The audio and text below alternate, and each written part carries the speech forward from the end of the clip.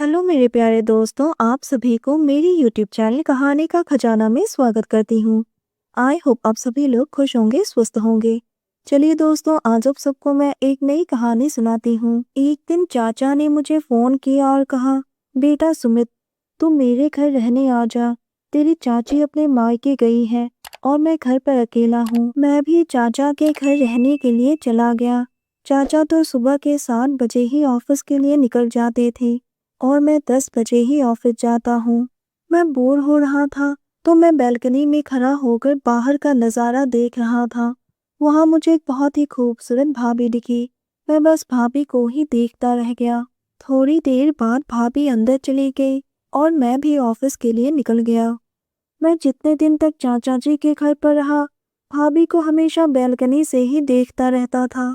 भाभी भी मेरी नज़रों को देखने लगी। बाद में पता चला कि भाभी के पति 6 महीने के लिए ऑफिस के काम से लंदन गए हैं और वो अकेली ही रहती हैं। दोस्तों, चैनल पर नए आए हैं तो इस वीडियो को लाइक, शेयर और सब्सक्राइब करें और एक प्यारा सा कमेंट जरूर कर दें। एक दिन मैं नहाकर तौलिए में बाहर निकला और अपने कपड़े सुखाने के लिए जैसे ही मैंने बैल्कनी का दरवाज़ा खोला, भाभी अपनी बैल्कनी में खड़ी होकर मेरी ओर ही देख रही थी। भाभी की निगाहों को देखकर ही मैं सब समझ गया था। उसी दिन शाम को ऑफिस से आने के बाद भाभी मुझे सीढ़ियों पर मिल गई। मैंने भाभी की तरफ देखकर मुस्कुराया। भाभी ने धीरे से पूछा, आप यहाँ पर नए हो? मैंने कहा, जी नहीं, वो मेरे चाचा जी यहाँ पर रहते हैं। वो अकेले थे, इसलिए मुझे अपने पास रहने को बुलाया। मैं यही दिल्ली में ही नौकरी करता हूँ। चाची के वापस आने के बाद मैं चला जाऊंगा। उस दिन के बाद से हर रोज ही भाभी से मुलाकात हो जाती थी और हम बातें भी कर लेते थे। मैं उन्हें मन ही मन पसंद करने लगा था, लेकिन मैं मजबूर था। मैं नहीं चाहता था कि चाचा के घर में मेरी वजह से कोई समस्या हो। एक दिन चाची अपने मायके से वापस आ गई और मैं भी अपने फ्लैट पर लौट आया। लेकिन लौटते समय भाभी मुझे ऐसे देख रही थी मानो मैं उसका बॉयफ्रेंड हूँ और मैं उससे दूर जा रहा हूँ। उसके बाद मैं भी अपने काम में बिजी हो गया। हाँ, ये बात अलग है कि भाभी की याद कभी कभी मुझे परेशान करती है। दिन ऐसे ही बीत रहे थे। फिर होली का अवसर आया। चाचा ने कहा, बेटा, मैं और तुम्हारी चाची इस बार होली में गांव जा रहे हैं।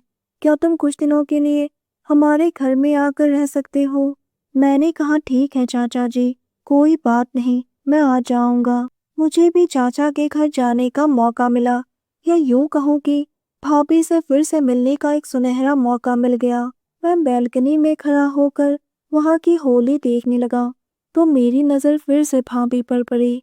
वो मुझे देखते ही एकदम से मुस्कुराने लगी और दूर से ही मेरी हालचाल पूछने लगी। मैंने भी चिल्लाते हुए कहा, हैप्पी होली भाभी।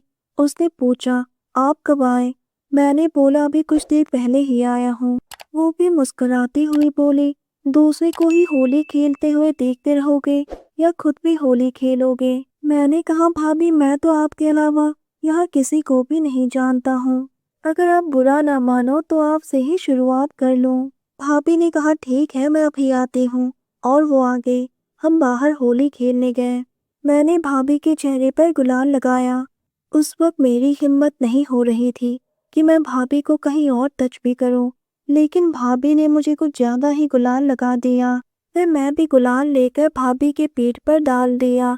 उसके बाद तो हम दोनों इतने जोश में आ गए कि पता ही नहीं चला कि कब क्या हुआ। भाभी ने मुझे रोकते हुए कहा, चलो अंदर चलते हैं, नहीं तो कोई हमें देख लेगा। हम अंदर आ गए।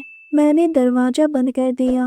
भाभी बोली, मुझे अच्छी तरह से पता है कि आपको क्या चाहिए, और भाभी ने मेरे होठों को चूम लिया।